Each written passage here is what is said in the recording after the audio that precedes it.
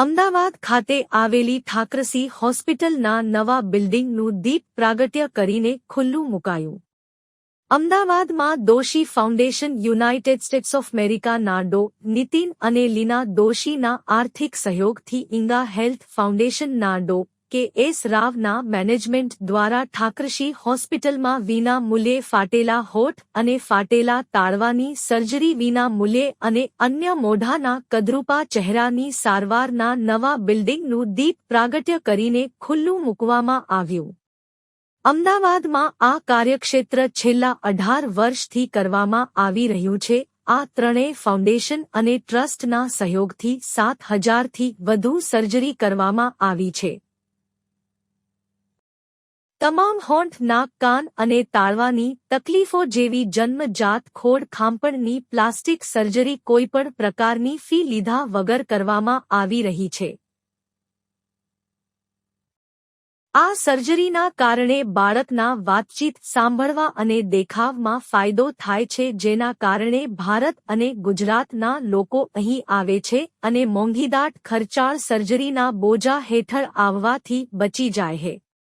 અમદાવાદથી તાલુકા અને ગ્રામ પેસ ઉપર જઈને હોસ્પિટલના સ્ટાફ દ્વારા કેમ્પનું આયોજન કરીને ગરીબ અને છેવાડાના માનવીને વધુ માહિતી મળે અને બાળકોનું ભવિષ્ય ખૂબ સરસ રહે એ હેતુથી આ ફાઉન્ડેશન કામગીરી કરી રહ્યા છે. બાઇટ 1 દર્દી, બાઇટ 2 ડો. શ્યામ સર.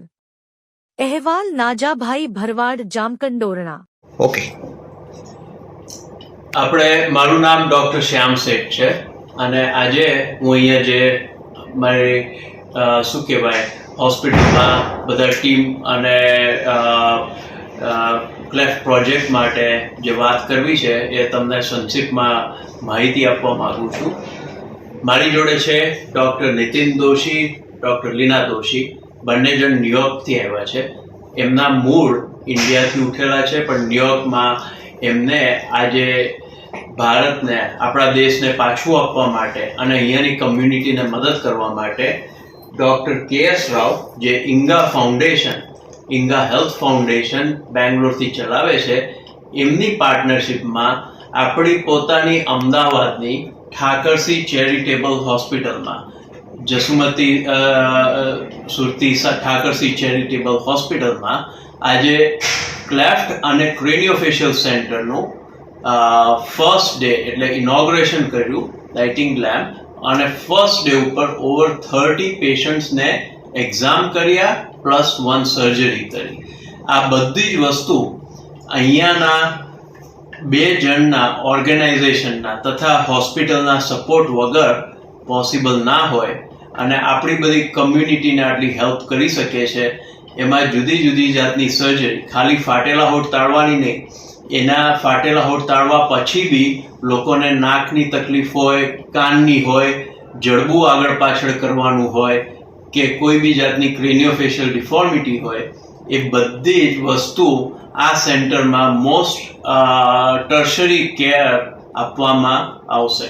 અને આ બધું જસ્ટ ડૉક્ટર દોશી, ડૉક્ટર લીના દોશીની મદદથી, જેને એમના ફાઉન્ડેશનનું નામ દોશી સ્માઇલ્સ છે. આવા સેન્ટરો અમદાવાદમાં જ નહીં પણ આપણે વિશાખાપટ્ટનમમાં, ભુવનેશ્વરમાં, બેંગ્લોરમાં, 4 જગ્યાએ આ મહિને ચાલુ કર્યા છે.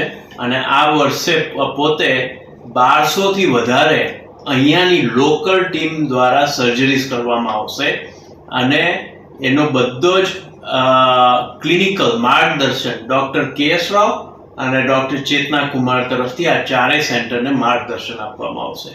મારી બધાને એક જ વિનંતી છે, આવા સરસ કાર્ય માટે કોઈને બી આજે જરૂર હોય કે કોઈ પણ જાતની મોઢા કે પછી જડબાઓની ખોડ ખાપણ હોય તો ઠાકરસી ચેરિટેબલ હોસ્પિટલમાં રજિસ્ટ્રેશન કરાવો અને અહીંયા જરૂરથી કોલ કરજો. નંબર નીચે લખવામાં આવશે. અને આ સાથે હું બંને અહીંયા ન્યુયોર્કથી પધારેલા ડૉક્ટર દોશીની ફેમિલી તથા ડૉક્ટર રાવને ખૂબ ખૂબ આભાર માનું છું કે આવું સરસ કાર્ય અહીંયા અમદાવાદમાં ચાલુ કર્યું. Thank you. હેલો, મારું નામ મેરુનિશા છે.